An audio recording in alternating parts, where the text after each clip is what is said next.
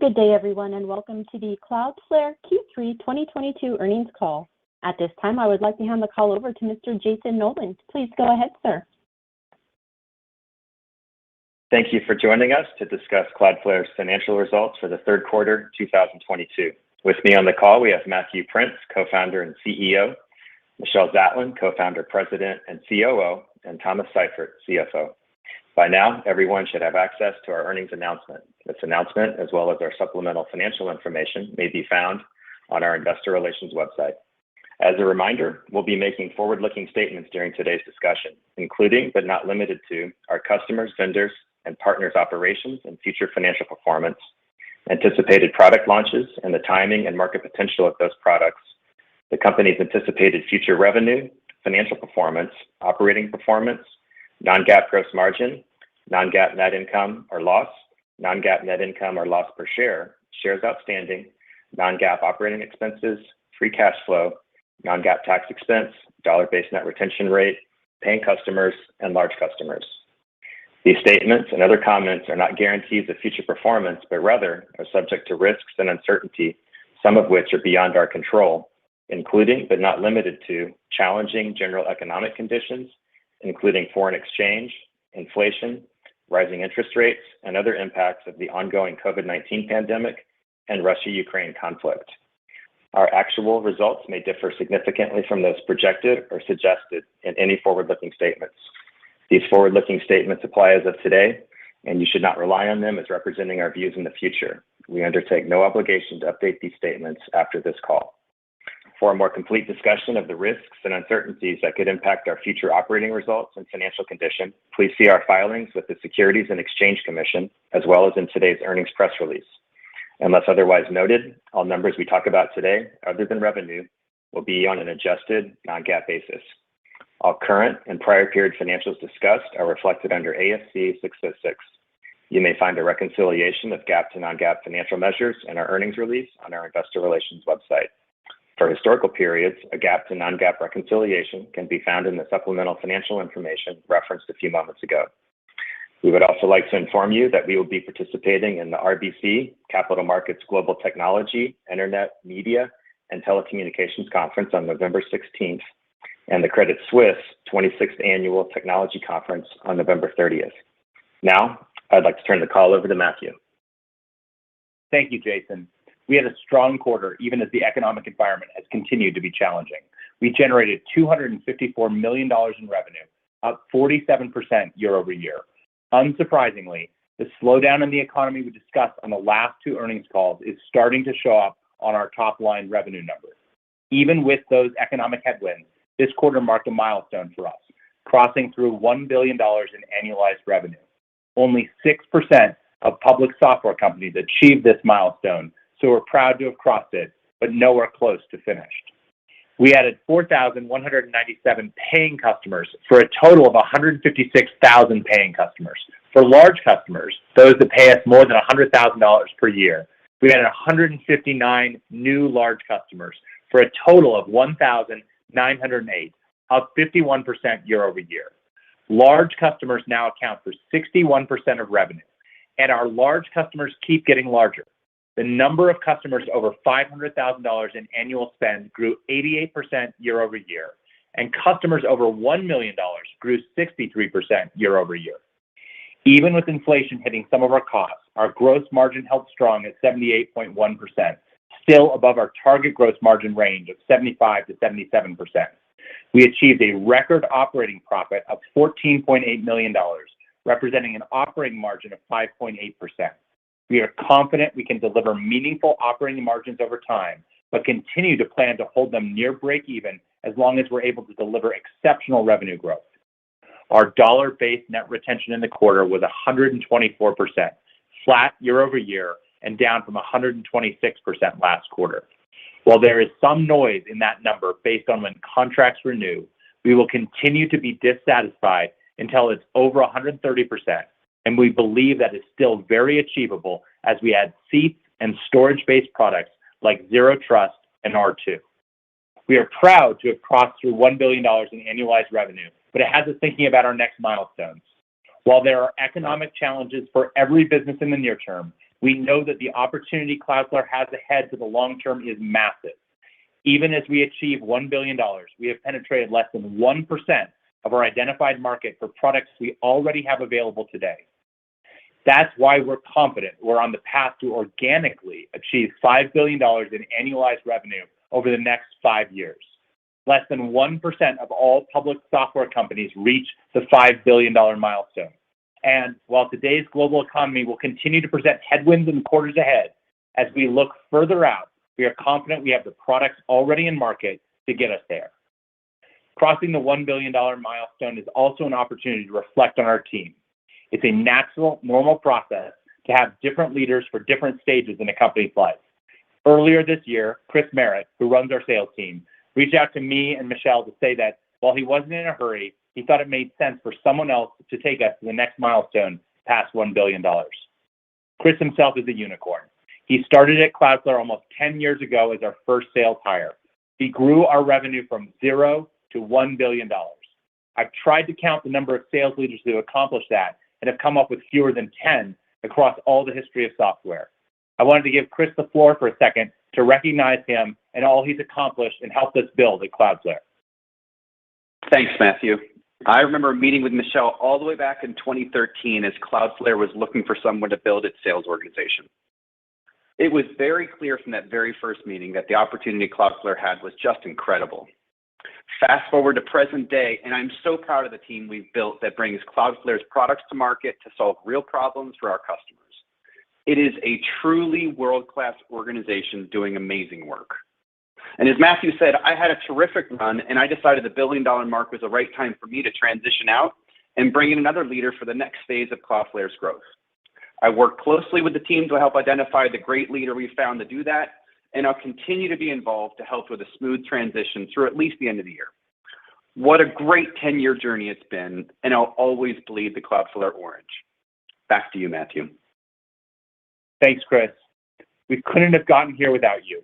As Chris said, he worked closely with us over the last several months to identify the right person to lead our sales team going forward. The person we found is terrific. He understands enterprise sales from his time as a senior leader at Oracle, can help accelerate our Zero Trust go-to-market based on his experience in the identity and access management space, grokks the desires of developers as we turn workers into a massive business, and recently led sales for Twilio, another software as a service company, which grew more than 50% organically compounded during its tenure to a $4 billion annualized run rate. Mark Boroditsky is uniquely qualified to take us to our next milestone and beyond. I wanted to give him the floor to talk a bit about why he joined Cloudflare. Thank you, Matthew. I've been on the team now for a little over a week, and I couldn't be more thrilled. I was very fortunate to attend Cloudflare's recent Customer Day in San Francisco. In all my years at similar events, I've never seen more engaged customers of all types who are eager to do more with us as a strategic partner. Let me tell you what's especially compelling about Cloudflare is the breadth of solutions that are a part of our platform today. We don't need to go out and buy companies. We don't need to invent new technologies. I see a clear path to $5 billion in 5 years simply by selling what we already have in the bag to the customers that already know us. That's an incredible opportunity and what compelled me to join the Cloudflare team. Back to you, Matthew. Thanks, Mark. We are excited for you to build on the great team Chris has put in place and further mature our go-to-market efforts as we sell more products to larger and larger customers. With that set up, let me tell you about some customer wins last quarter. A Fortune 500 technology financial services company signed a 1-year, $2.8 million contract. They faced an increasing number of sophisticated cyber attacks. They compared us against nearly all of our competitors. While the competitors tried to offer lower pricing, it didn't matter. This company was so convinced that we were the clear technical leader that they paid a premium for our services. They see the value of our integrated approach and are now evaluating us to be their Zero Trust provider as well. A Fortune 500 pharmaceutical company expanded their relationship with Cloudflare. They signed an additional $915,000 3-year deal, bringing their total contract over that period with us to $7.4 million. They're adopting our data localization suite powered by Cloudflare Workers. This product allows customers to process data locally in the countries where their customers reside. These features are unique in the industry to Cloudflare and increasingly important to highly regulated customers like this one. A Fortune 500 European telecom signed a 3-year, $1.2 million deal. The customer was moving more of their security services from on-premise hardware to the cloud. While they evaluated our security services as best of breed, the showstopper for them, again, was our data localization suite. None of the other vendors they considered, including the hyperscale public clouds, had an equivalent solution. We're seeing more and more EU companies adopting Cloudflare in order to meet the increasing data localization and data residency requirements becoming law in the region. A Fortune 500 retailer expanded their relationship with Cloudflare, signing a $442,000 deal and bringing their annual commitment to nearly $1 million. They are using Workers to build highly scalable functions across their e-commerce application. They're also using Cloudflare's network to route traffic between different hyperscale public cloud vendors they use. Being multi-cloud is a priority for them, and Cloudflare is the only vendor they see as being able to help them achieve their vision. They've started experiments with R2, our object store, and D1, our first database. While their spend is still modest, we think there's an opportunity, and they've expressed interest in making us one of their strategic vendors going forward. A Fortune 500 life sciences conglomerate signed a $745,000 3-year deal. They use a range of our products, including Magic Transit, to better protect their on-premise data centers. They're handing traffic directly to our network, completely replacing their ISP. We've signed an MSA with them and believe there's a significant opportunity to expand across their other 20 subsidiaries. A Fortune 500 apparel company signed a 3-year, $1.1 million deal. They bought our full set of security services as well as Cloudflare Workers. A fun fact is that my co-founder, Michelle, had an opportunity to be this company's CEO's chief of staff out of business school. Instead, she chose to start Cloudflare, and now they're a customer. A Fortune 500 consumer products company expanded their relationship with us, signing an additional $292,000 1-year deal. That brings their total spend with us to nearly $1 million per year. They're using our Zero Trust products, and we worked with a large channel partner to win and service them as a customer. A Fortune 500 financial services company signed a $236,000 1-year deal. We believe this will be another example of how we can land with one product, sign a general MSA, and then expand over time. If you've been counting, that's a lot of Fortune 500 companies, and we're actually up to 32% of the Fortune 500 now using us. I see a clear path to nearly every Fortune 500 company using us for something in the next 5 years. And a big part of Mark and the team's job then is to expand those relationships and then get them to use us for everything. We aim to be the network for every Fortune 500 company, but not just the Fortune 500. In Q3, a large building materials manufacturer in Europe signed a $1.2 million 31-month expansion deal. They have broadly adopted our Zero Trust products across their 25,000 employees. They had been hit by a ransomware attack earlier this year that their existing email security vendor failed to catch. We included our Area 1 email security product as part of their Zero Trust solution, something no other Zero Trust vendor provides as a native integration. During our POC, we caught phishing messages that our other existing vendors missed. They went from POC to live in 2 days and signed the deal a week later. They'd been a small customer previously, but turned to us for an integrated solution the minute they had another network security need, and we delivered. Finally, a large software monitoring company signed a $3.6 million expansion deal, bringing their annual spend to more than $5 million. They're a big user of Cloudflare Workers, processing 7 trillion requests just in September. They're migrating more and more of their application from AWS to Cloudflare Workers for our performance and easy scalability. In a few weeks, we have our upcoming Developer Innovation Week, where we'll be announcing some incredible new Cloudflare Workers milestones, but I couldn't resist sharing a few here now. As of the end of Q3, we're up to 2.2 million unique applications running on Cloudflare Workers. Cloudflare Pages, which is a product within the Cloudflare Workers portfolio, is up to 367,000 projects and has doubled since May.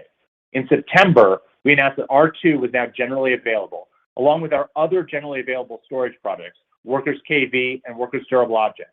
We are now storing over 1 petabyte of customer data. And before the end of the quarter, D1, our first database product, will be available in open beta.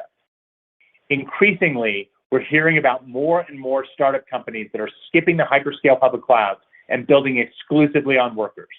Reflecting that trend, in September, we announced the Workers Launchpad funding program, in which 26 of the top venture capitalists collectively earmarked up to $1.25 billion in funding for innovative new startups building on Cloudflare Workers.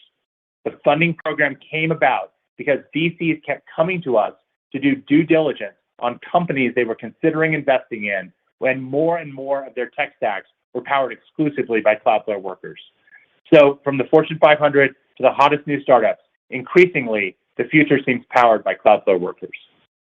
I wanted to close by reminding everyone in the United States that we have an election next Tuesday. That makes this a time of heightened cybersecurity concerns for the country. Through Cloudflare's Athenian project, we provide our services for free to any state and local officials who help oversee elections. Today, election authorities in more than half of U.S. states and most of the so-called battleground states are participants in the Athenian project. We are proud that we helped cyber attacks not be part of the story in the 2020 election.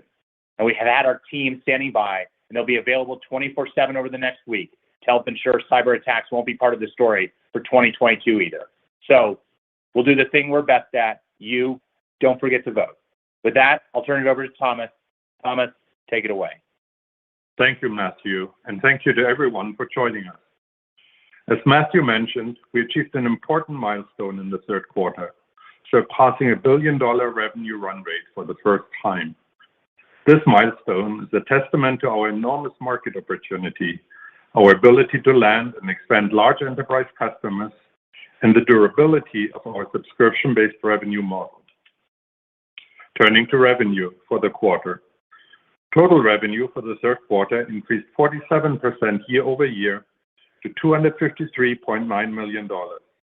Area 1, the email security company we acquired in April, again contributed less than 1% of revenue this quarter. While we are seeing foreign exchange headwinds and global economic uncertainty impact the business, we continue to have traction upmarket and believe we are very well positioned in this environment. From a geographic perspective, the US represented 53% of revenue and increased 49% year over year. EMEA represented 27% of revenue and increased 51% year over year.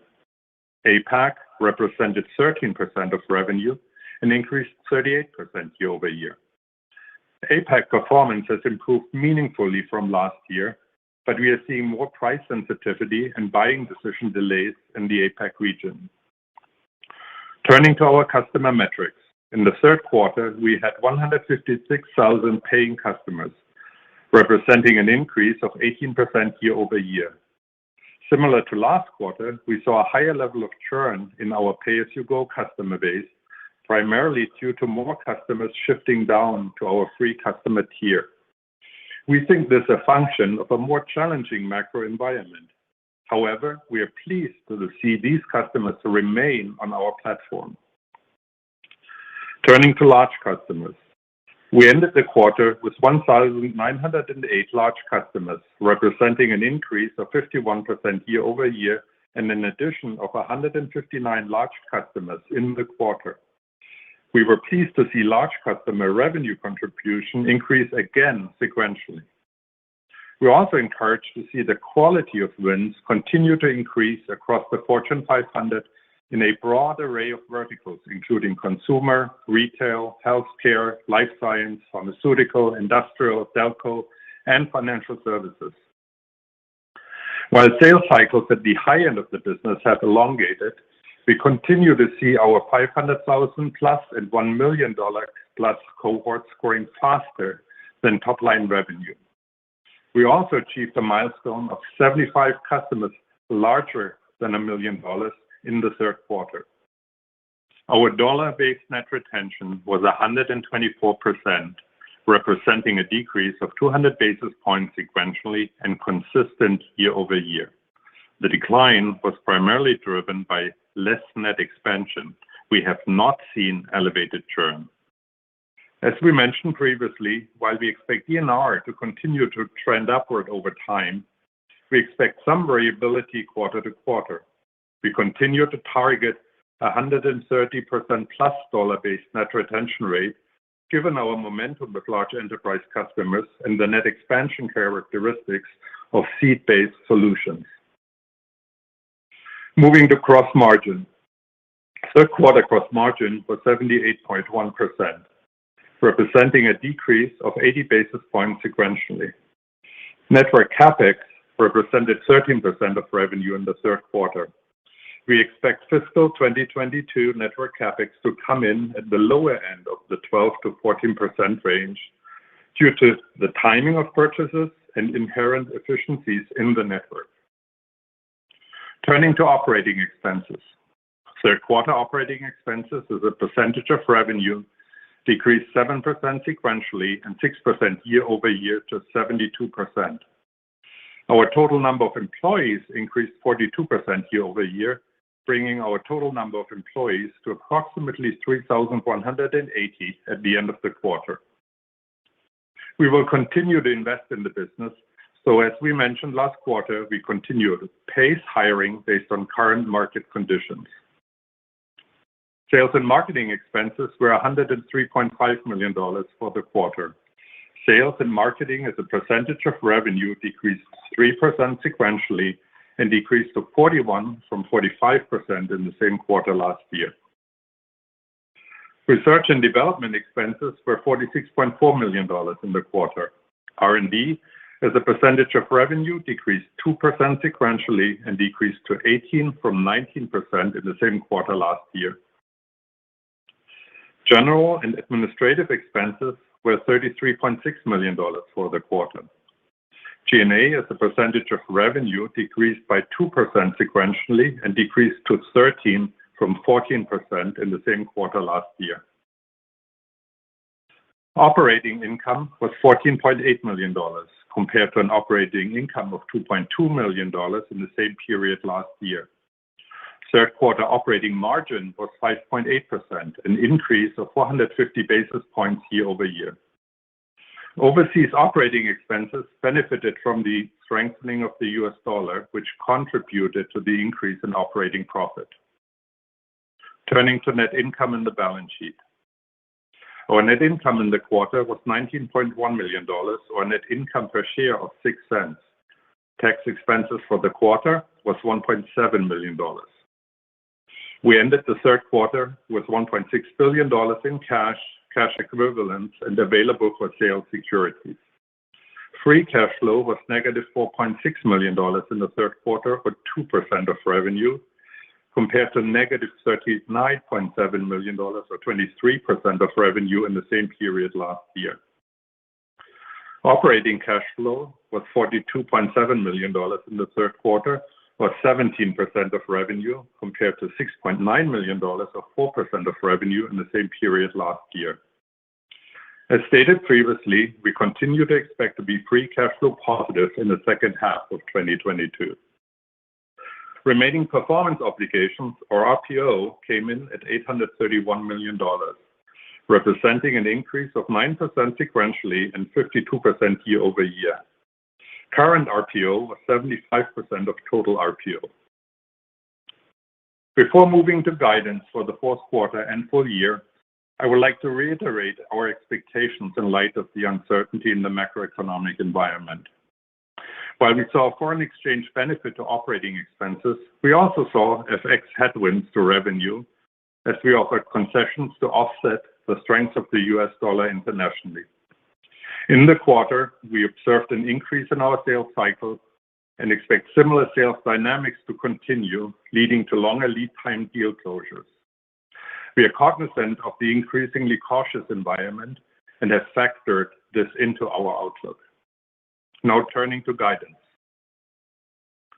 For the fourth quarter, we expect revenue in the range of $273.5 to $274.5 million, representing an increase of 41 to 42% year-over-year.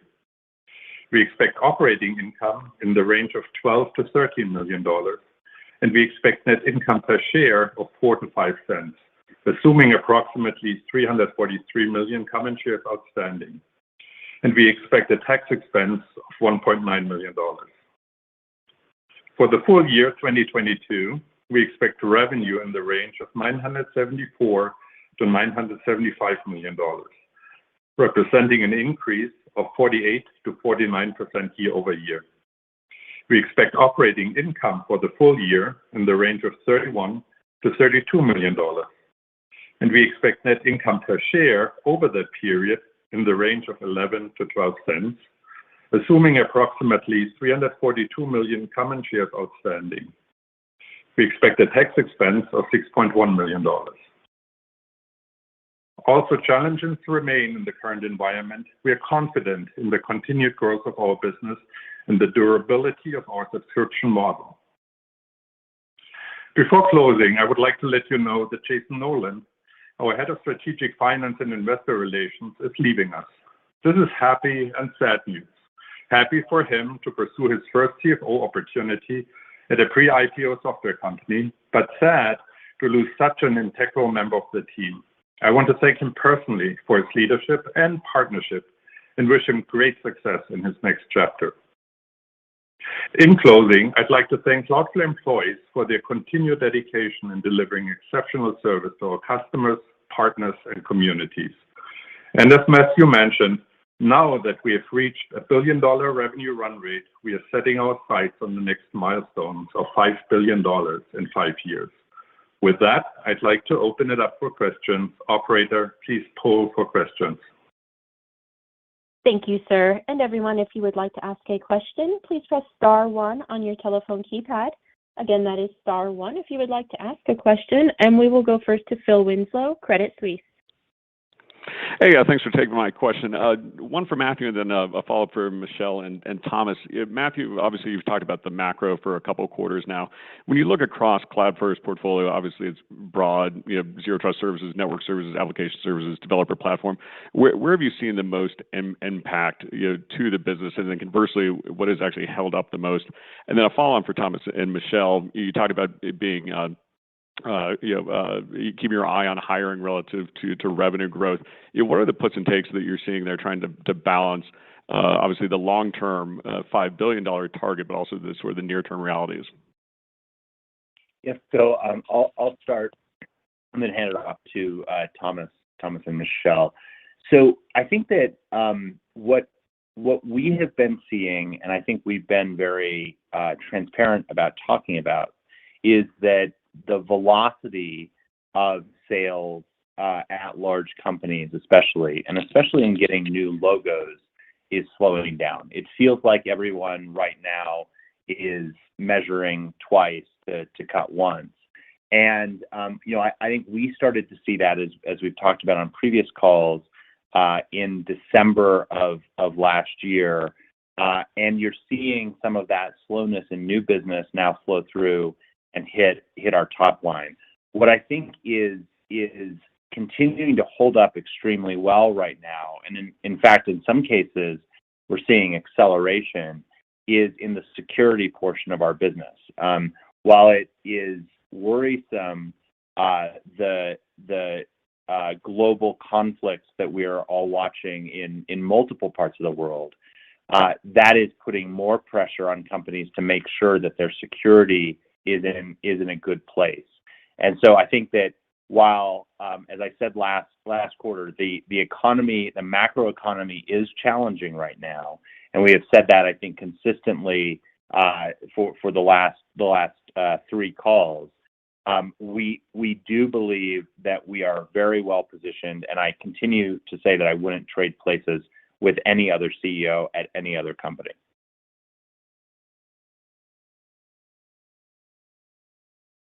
Great. And then on the hiring about yes. Yeah. So you saw that our employee headcount grew 42% year over year in the quarter. I think we've been very restrained when it came to corporate functions and G&A expenses, but we have made sure that we hire our sales capacity and our go-to-market functions in a way that we are not hindering the potential and the opportunity that is in front of us. So we try to be very balanced where we slow down, and we have been very strategic where we added headcount in terms of numbers, but also in terms of footprints from a regional perspective. Great. Thanks for taking my question. Our next question comes from Matt Hedberg, RBC Capital Markets.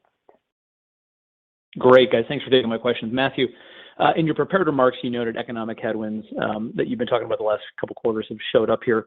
I wonder if you or if Mark's in the room too can talk a little bit about perhaps what your sales force can do to kind of navigate these headwinds. Is it a different sales motion? Is it a different way to engage the customer? Just sort of curious on how sales organizations adapt to these headwinds. Yeah. So first of all, I don't think there's anything that has dramatically changed this quarter and at this time versus what we were seeing earlier in the year. And so I think the adjustments that we made in terms of our go-to-market strategy are actually things that we've made previously, and we've seen positive benefits from those changes. The nature of subscription businesses is that if you see slowdowns in the beginning of the year, they show up in your top line later in the year. But the things that we did that I think have been successful and will continue to be successful is really focusing on how do we get to know the customers that already know us and trust us? How do we sell more to those customers from the broad portfolio of products that we have? And how do we make sure that they are getting all of the value from Cloudflare? And one of the things that I think we're hearing over and over again is that as companies are thinking about how can they reduce their cloud spend, how can they rationalize it, how can they make sure that they are getting the most out of the IT dollars that they're deploying, over and over and over again, we are able to deliver services that help companies save money, get better performance, get higher reliability, get more variability in a multi-cloud environment, and make sure that they are secure. And so as we look at our customers, they see us more and more as a strategic partner on making sure that they're getting the most out of every IT dollar they spend. Go ahead. Sorry, I just wanted to put an additional comment on it. I'm just coming back from a customer trip in Europe at a time where, as Matthew said, the security products are holding up nicely in light of all the security and threat concerns we see out there, leaning heavier on the intelligence we have. We just launched a threat intelligence product, CloudForce, a couple of weeks ago, leading on this asset we have in terms of the intelligence and the insight we have is helping us, especially with opening up doors at new logos. That's super clear. And then maybe Matthew, obviously R2 is early, but it's great to hear the success already with a petabyte of storage. Can you talk about what sort of customers you're seeing leverage these? Are these some of your biggest strategic customers? Are they just maybe a little bit of color on where you're seeing that usage? Yeah. So in the quarter, the usage was mostly still during our beta period, and so the users of that product have primarily been developers that are using it to build new services or small teams within larger organizations. What I think that we'll see now that it is out of beta as of the very end of the quarter is that you'll see much more large companies who are looking to figure out how they can reduce their cloud spend and make sure that they can have a multi-cloud presence, adopt our R2 services. And so we're talking to very large companies about moving more and more of their stored objects to where we can store that with R2. And one of the benefits is not only can we help them save money on the egress fees, but it allows them to then use those objects across any of the different cloud platforms they're using. So by being that neutral third party, we can let people adopt a little bit of Amazon, a little bit of Microsoft, a little bit of Google, a little bit of SaaS vendors, and share that data across all of those different places. It actually is a use case that makes putting data in the network one of the things which is really valuable. And I think you'll, in quarters to come, see larger and larger companies adopt that as the object store for their company. Super helpful. Thanks, guys. Next up is Brent Thill, Jefferies. Matthew, one of the key themes we keep hearing is this theme of consolidation, that you're used in a lot of pockets of organizations, and many are saying that they could consolidate. Do you feel over the next year you can use that to your advantage? Is there a sales motion or an opportunity you're starting to see where you're getting, wider enterprise license agreements to take on more and more solutions? Yeah, Brent. I think that we are extremely well positioned to help companies ferret out any type of savings that they can find across their organization. And the conversations that we're having are very much around how can companies consolidate their vendors into what are those critical vendors that provide services, and how can they really save money in the process of doing that. The fact that we've got as broad a portfolio of products as we do means that what we're seeing is more and more companies are adopting the complete Cloudflare network. And I think the way that shows up in the numbers is the fact that our customers that are over $500,000 a year of spend, over $1 million a year of spend, are growing faster than our overall revenue growth rate and our overall customer growth rate. And so I think that's a good indication that the customers are doubling down and using more of our services. I think that's going to make it a more challenging environment for those point cloud solutions that are out there, and that we will increasingly take share and help be that strategic vendor to become the network for our customers. And can I just quickly clarify with Thomas, the slowdown that you're seeing, did you see that more pronounced in small and mid versus large, or did you see it against mid and large? I see you see in each one of the segments you mentioned, you see some impact. We talked about pay-as-you-go downgrading to free, customers staying on the platform, but downgrading. We see elongated sales cycles at the very high end, in the very large customer cohorts. And we see, the expansion in the mid-market segment slow down a bit. Churn, they didn't churn off, but expansion was a bit harder. So it really depends on what segment you look at. Thank you.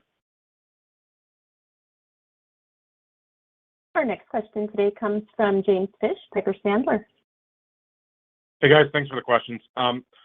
Matthew, you highlighted that Fortune 500 retail win with Cloudflare as kind of that glue between the hyperscalers, and you also said you see Fortune 500 penetration getting to 100% over time. I guess, how are you balancing that strategy of being that glue or fabric between the hyperscalers versus being that full infrastructure as a service offering alternative to the hyperscalers?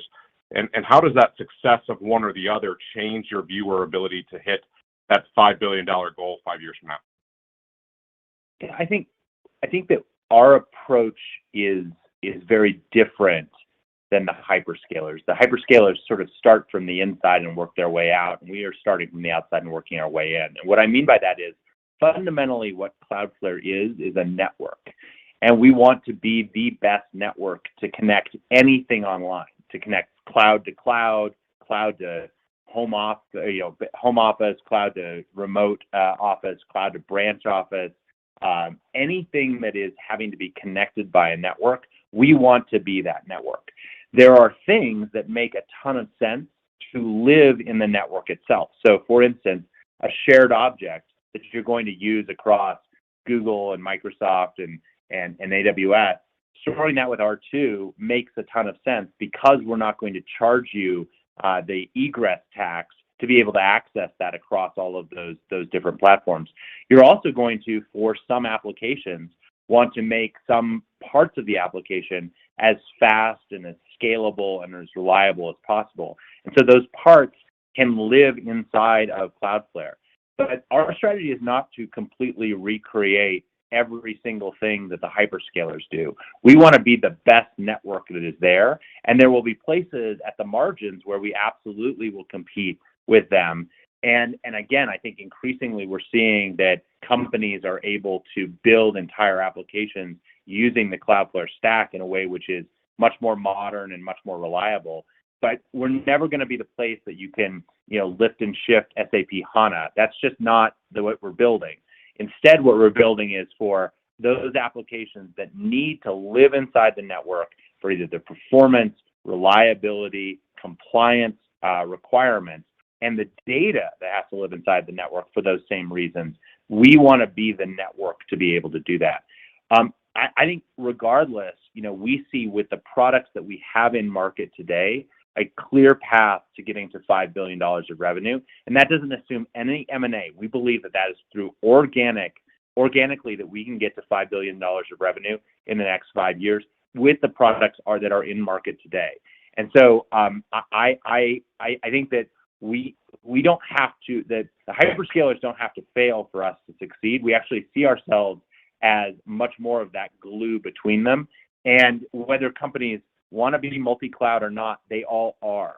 And so that glue is critically important. And again, I think we provide the only solution as we see companies that are trying to struggle with reconciling that increasingly multi-cloud world.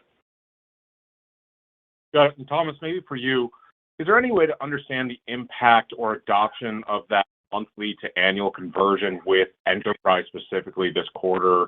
Are customers actually looking for staying with shorter durations just given this macro uncertainty, or are they alternatively looking to lock in for longer on the infrastructure side? Thanks, guys. Good question. As we said in the past, the moving from monthly billing and contracts to annual is our biggest lever on our path to delivering free cash flow. In a world, especially outside of North America, where exchange rates are high, customers are more resistant to lock in, and we don't want to discount too much in order to lock in lower revenue in a world of difficult exchange rates. So we have been more conciliant, I think, to customers and partners in general in this environment, and have not pushed as hard moving forward in this transition. But, it is still the biggest lever we have, and it's an opportunity that is in front of us, and it will materialize in our free cash flow numbers moving forward.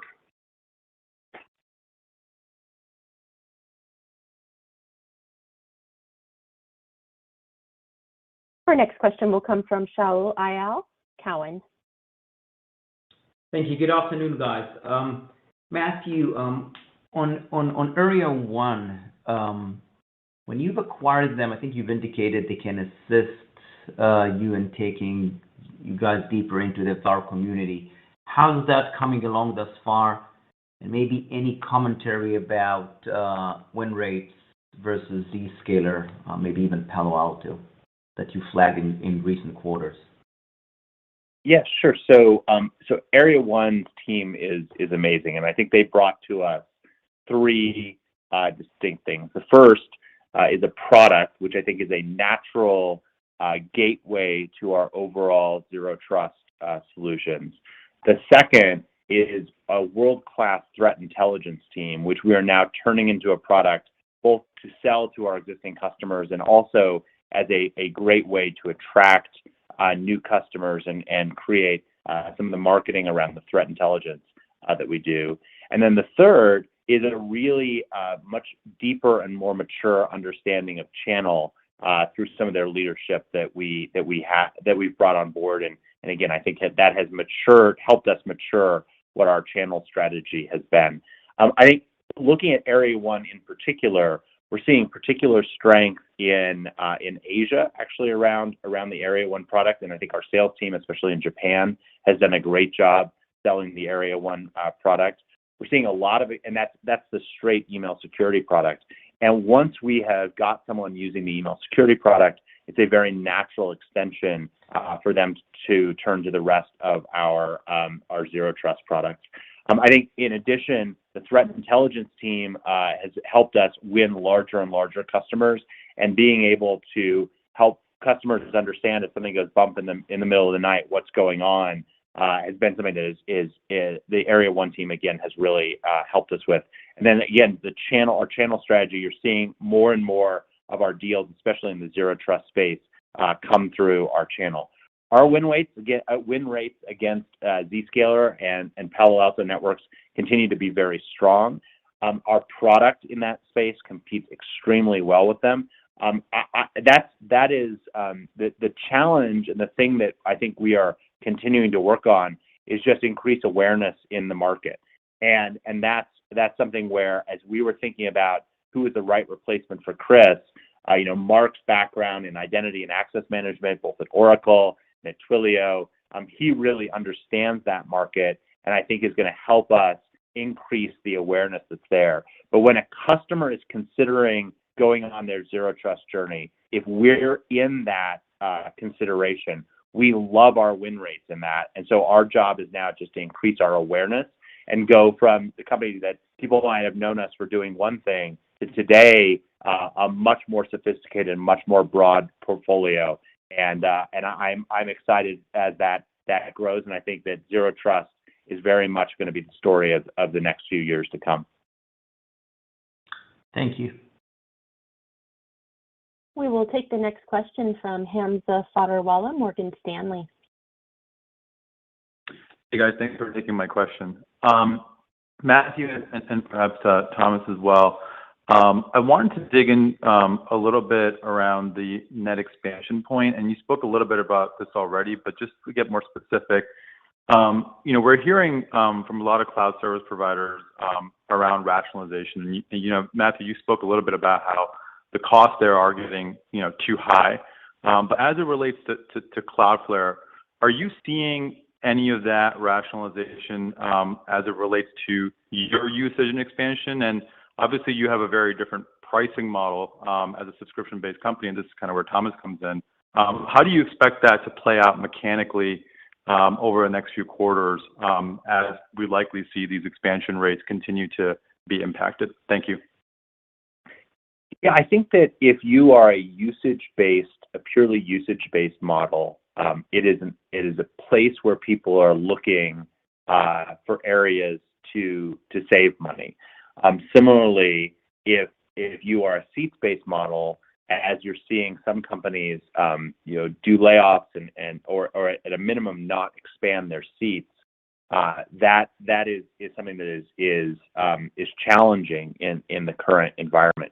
I think we are fortunate that today most of our revenue is not usage-based and not seats-based. And so while we are adding products that are in both of those categories, and we think that over time that will be an expansion driver for us, that today we're not seeing that downward pressure from people trying to rationalize or consolidate their bills. I think the one place which Thomas referenced where we are seeing some pressure is actually with new accounts, because we bill all in US dollars. That is putting some pressure, especially outside of the United States, and we are making concessions in order to accommodate what are the foreign exchange pressures that are there. Again, though, it's less about our existing customers trying to figure out how to use less of us. In fact, if anything, we're seeing that they are trying to say, how can we use more of you instead of using what are some of the other consumption-based alternatives which are out there. So I think we have been less exposed to that downward pressure than some of the pure consumption-based services that exist. That was a very complete answer. I have nothing to add. I was going to say, yeah, thank you for the clarity. Next up is Sterling Auty, MoffettNathanson. Thanks, guys. So, Matthew, in terms of thinking about the threshold of keeping the margins basically flat within that context of growing to $5 billion, is there kind of like a threshold growth rate that you think about? So as long as you're over 30 or 35 or 40, you'll keep it there. Otherwise, you would reconsider kind of the margin profile? I don't know that we have a specific guidance. I've always personally and Thomas will probably slap me for saying this, but I've always personally kind of found the sort of idea of the rule of 40 to be pretty compelling. I think that we like that, and I think that would, if we're growing north of 40%, then I think that that's showing that we can continue to execute and deliver on the enormous opportunity that we have ahead. So again, I think we know that we have the levers to, when it's the right time for us, be a business that delivers very significant operating profits. But while we see a total addressable market ahead of us that we only have, less than 1% penetration on, we think that it makes sense to continue to invest in that market and continue to drive growth going forward. And today, we're still living above the rule of 50. So I think we've got some time to think about that. Makes sense. Thank you, guys. Our next question today comes from John DiFucci, Guggenheim. Thank you. I have a question for Matthew and then a quick follow-up for Thomas. Matthew, I just want to make sure I understand your comments about acceleration in the security portion of your business. Security businesses have so far, anyway, generally held up well against the macro slowness. It sounds like that's continuing or even getting stronger for you, given your comment there. But I wanted to make sure in that the macro backdrop is really manifesting itself more broadly in the rest of your business. Is that correct? Yeah. So first of all,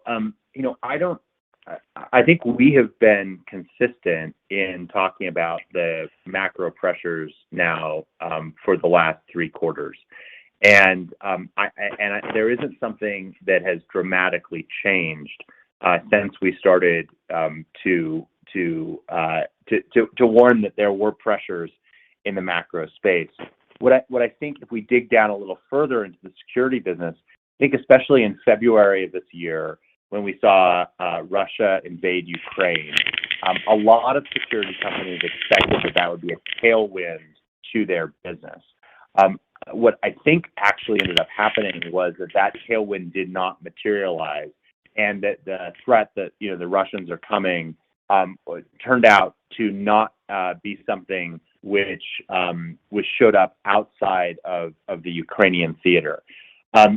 However, in the last several months, and especially in Q3, we started to see an increase in cyber attacks coming out of both Russia and other parts of the world. That drives increasing adoption of products like Cloudflare's products at a very, very, very high velocity. So where we'll see close rates that you can often measure in hours or days. And so I think that expectation of the war in Ukraine and other political conflicts around the rest of the world leading to more security business was something that I think a lot of the industry expected would show up in Q1 and Q2, and we actually saw it show up more in Q3. But generally, the overall macro environment hasn't changed substantially throughout this entire year based on what we're seeing. And so I want to make it clear that we're not saying that we're seeing a big change.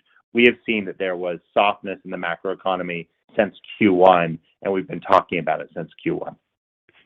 Yeah, and you've been very clear on that, Matthew, so thank you.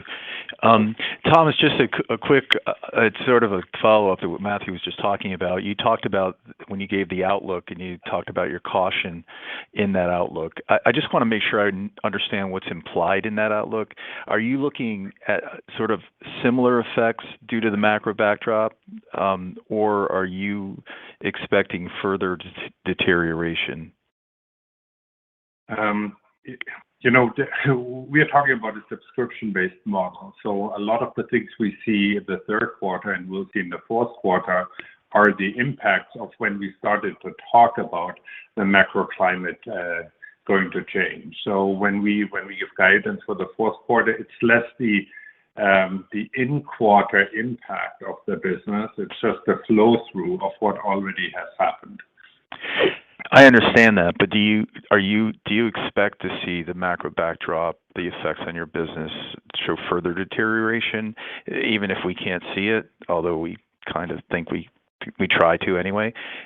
Or do you expect it to sort of stay about where it is in the softness you've seen over the last couple of quarters, I guess? Well, we have for sure not assumed an improving of the macroeconomic environment. And with an outlook in Q4 and Q1, there's nothing that signals that it's going to get better anytime soon. Okay. Thank you very much, guys. Next up, we'll take a question from Andrew Nowinski, Wells Fargo. Great, thank you. I just want to start with a quick sort of follow-up to John's question. I was wondering if you could just provide any color around maybe your pipeline of renewals for Q4, because I assume Q4 is usually pretty big in terms of renewals. And I'm wondering if you perhaps changed how you're handicapping the likelihood of those renewals closing in Q4, given the lengthening sales cycles you're seeing. And then I have a follow-up. Yeah, I don't think again we have not seen an uptick in overall churn across the business. That has continued to hold very, very strong, and so we haven't changed how we've handicapped the renewal forecast. Okay, thank you. And keep in mind, most of our revenue still gets billed monthly and not annually, so we don't have this massive renewal quarter in the fourth quarter either. At least not yet. Got it. Okay. I just want to also just dive a little deeper on the security and how security demand is holding up. We heard obviously over the last few days, Fortinet talking about how they're seeing sort of more normal spending patterns from customers where they're not ordering, placing orders for firewalls 12 months in advance because the supply is starting to free up. I suppose you could view that negatively as sort of a change in the overall security spending environment, but could you also view it as a positive for Cloudflare because now customers aren't making sort of irrational purchase decisions and buying firewalls, whereas now they can actually evaluate and deploy a smarter solution like Cloudflare One? Just wondering how you view that change that the firewall vendors are talking about. I mean, I think that there's, I think that you've had a series of head fakes from the hardware space for quite some time, going back to the Trump tax cuts that moved forward a lot of incentives on CapEx spending, the beginning of COVID, where everyone was just scrambling to keep the lights on, and then the supply chain crisis, which again made people place orders just to get in line for products that they may not eventually even want to have. So it is in the grand course of history. You can't solve the problems of a distributed workforce. You can't solve the problems in the cloud by shipping a box or a virtual box. It just doesn't work. And so I think that anything that gets the market back to being rational without any kind of sort of artificial incentives to continue to invest in hardware is definitely beneficial for Cloudflare and other cloud-based security solutions. Great, thank you. Up next is Fatima Boolani, Citi. Oh, thank you for taking my questions. Matthew, one for you, and then Thomas, one for you as well. Matthew, wanted to ask you about a pricing strategy, pricing philosophy question. So we heard a lot in your prepared commentary about the downshifting of customers or trade down from customers to some of your free solutions, which of course have better TCO in this environment. I'm wondering what's the rationale for you to maybe not, raise the floor on that so you can hold on to these paying customers. Just curious about how you're sort of thinking about that dynamic. And then I had a follow-up for Thomas, please. Yeah, so first of all, our pay-as-you-go business is a relatively small portion of our business. It's much less than 20% of revenue, and so I think that what we see as the value from that pay-as-you-go business is that those customers, whether they pay us something or not, end up being our biggest advocates and our biggest champions inside whatever large organization that they operate at. So if you look at who are our largest customers, and you go down, the top 10 customers, almost all of them came to us originally because some technical leader inside that organization used Cloudflare's pay-as-you-go services, fell in love with us, understood us, and was able to adopt us as part of that. And so I think that benefit is so substantial to us that we always want to make sure that we're treating those customers well. And so as Thomas said, well, they may go from paying us $20 a month to not paying us something because gas prices went up. That isn't something that we're trying to optimize for. What we're trying to optimize for is that those customers love us, they understand us, and they take us to work. And so as they do, that's how we've been able to close so much of the Fortune 500. Behind almost every one of those Fortune 500 wins is a pay-as-you-go customer who advocated for us internally, and that is, our secret sales force. Fair enough.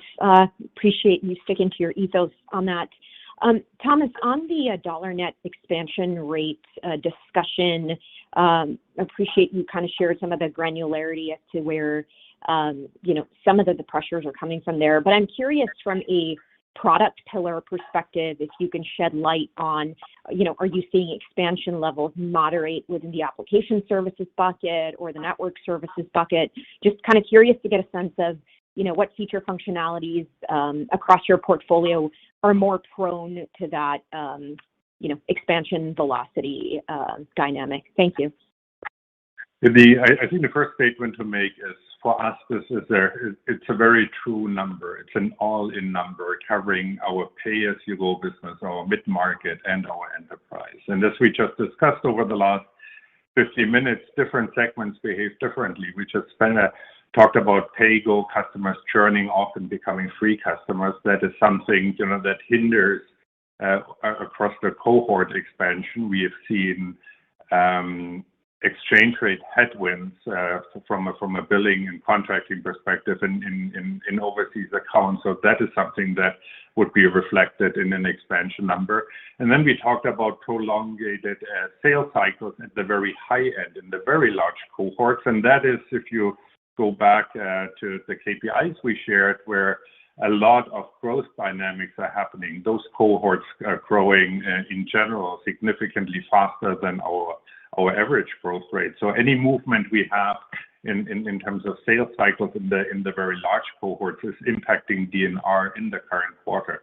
But this does not take away from the opportunity that is in front of us, and it falls into the logic that we always had when we talk about DNR. We see a path forward to get north of 130%, but there will be movement around that number. It will not be a straight line that gets us there. I appreciate that. Thank you. Thanks, Fatima. Operator, can we take a question from one last analyst, please? Absolutely. Our final question will come from James Breen, William Blair. Thanks for taking the question. Can you just talk a little bit about the M&A environment? I know you talked about getting to $5 billion organically, but it seems with valuations coming down and given the cash you have, are there going to be opportunities out there to maybe add product or some scale in certain divisions around other companies? Thanks. Yeah, Jim. I think our different companies are built in different ways. And so if you look at Cisco, they were very much an M&A and acquisition machine. Whereas if you look at an Apple, they do M&A, but it's usually for core technologies. It's not for products. I think we are much more like an Apple than we are like a Cisco.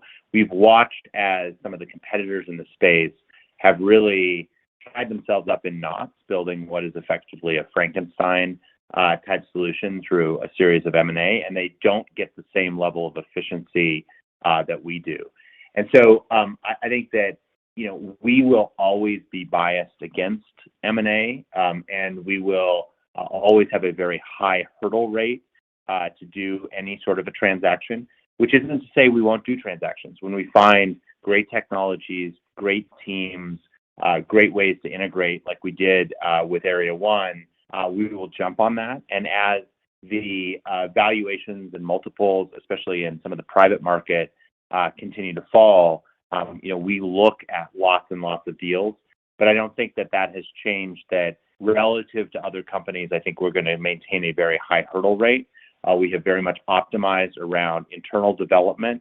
And as Mark said in his responses, we believe we can get to $5 billion without having to build or buy any new products or companies that are out there. We think we've got the right products in the bag today, and it's just a matter of us continuing to execute on the go-to-market side. Great, thanks. That does conclude our question and answer session. I'd like to hand things back to Mr. Matthew Prince for any additional or closing remarks. Just want to thank everyone on Cloudflare's team for delivering what has been, again, another strong quarter. We're proud of the fact that we're protecting the U.S. elections, and we're standing by to make sure that they go off smoothly. I also want to specifically thank Chris for his nearly 10 years of service at Cloudflare and appreciate all that he's doing to transition and get Mark on board, and to wish Jason good luck in his new role as CFO. Signing all of those SEC statements hopefully won't keep him up too much at night, and I know that he's going to do an amazing job going forward. Thank you all for being investors. Look forward to talking again next quarter. Ladies and gentlemen, that does conclude this conference. Thank you all for your participation. You may now disconnect.